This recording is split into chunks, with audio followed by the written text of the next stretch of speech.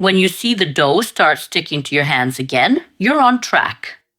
Fold from here, fold from there, twist a little, and done. Who would think it's that simple? And the moment of truth. Ta-da! A beautiful pastry, like from a bakery. To make this great pastry, first we need to activate the yeast. I have 30 grams of fresh yeast. You can use 8 to 10 grams of dry. I'll add 1 tablespoon of sugar and 1 tablespoon of all-purpose flour. Now I'll pour in 200 milliliters of warm milk. Make sure it isn't hot, so you don't kill the yeast. And now I'll whisk everything well with this whisk. I leave it for about 10 minutes to let the yeast activate. While I wait, I measure out 800 grams of all-purpose flour. I put it in the mixing bowl, add 1 tablespoon of salt, and stir it well. When the yeast is active, it looks like this, full of bubbles. We pour it into the flour.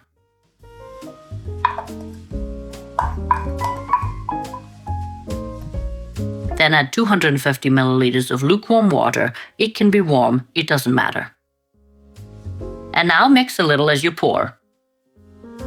Then add 1 egg and 50 grams of melted butter. Prepare all these ingredients while the yeast is activating. Now we'll mix everything a little. And then we'll knead. If it's easier for you to do it all by hand, or that's how you learned, you can start kneading right away. I like to combine everything first so I don't have to scrape too much off my hands. I've kneaded all at once and it stuck a lot. This technique works better for me. And now, when almost everything is combined, we'll knead it a bit. Knead to gather all the ingredients, both the dry and wet parts. The dough is quite sticky, so don't worry that you did something wrong. You see, mine is already sticking to my hands as I knead. This is the first time it sticks to your hands. Then add a little oil and keep kneading.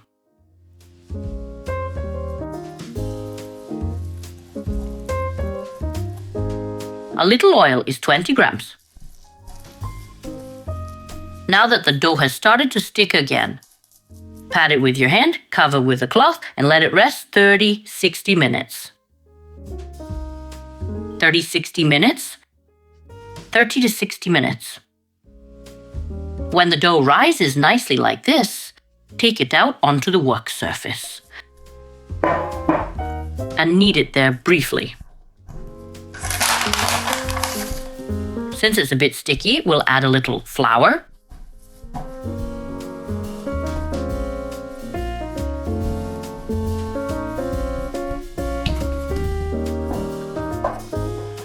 Then I'll cut the dough like this and divide it into. Now you can choose whether you want 12 or 16 pieces. Let's make it 12.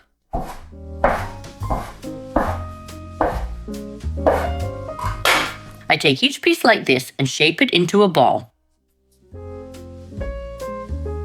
You can do it in your hand and pinch the edges closed like this. Or you can do it like this on the table. Add a little flour if it's sticky. Then bring the edges together to the center like this. When they meet in the center, flap it and roll it slightly. Don't roll on flour. If you roll on flour, you won't manage because it will slide.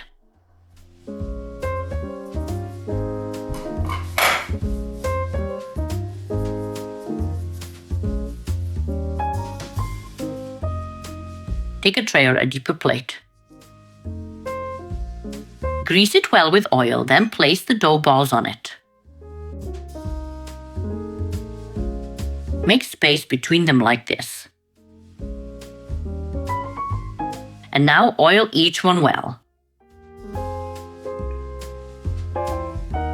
Especially brush the spots with oil where the balls might touch. If they rise too much, enjoin. That will be all. Now cover with plastic wrap.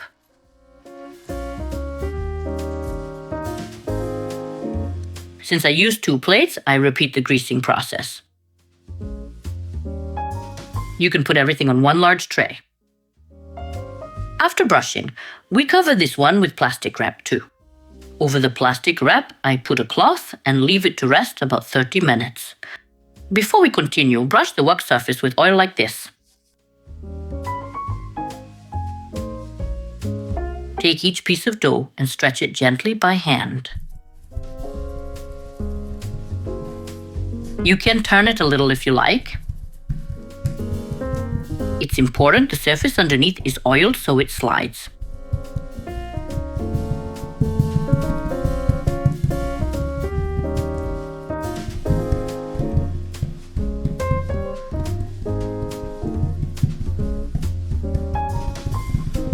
Stretch it roughly like this.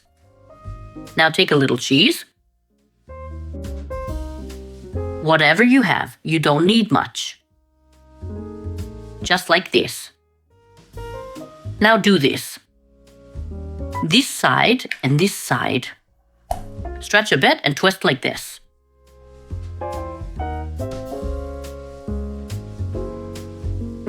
You can spread here and then gather it. When you make a ring like this, place it in the pan. Grease the work surface again. Place the dough and stretch it. Add a little cheese again. Use whatever cheese you have.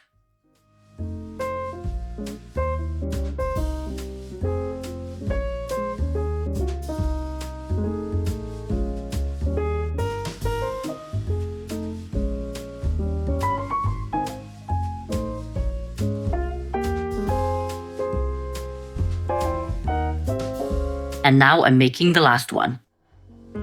I'll use up everything I have. I didn't use a lot of cheese here. For all of this, 200 grams of cottage cheese and 100 grams of hard cheese. I cover them with a plastic bag so they don't dry out. And a cloth on top, and I leave them to rest for 20 minutes. When the rings have rested, we beat 1 egg and brush them with it. After brushing, I'll sprinkle a little sea salt. This step is optional. We like it a little saltier. And I'll sprinkle some sesame seeds and chia seeds on top.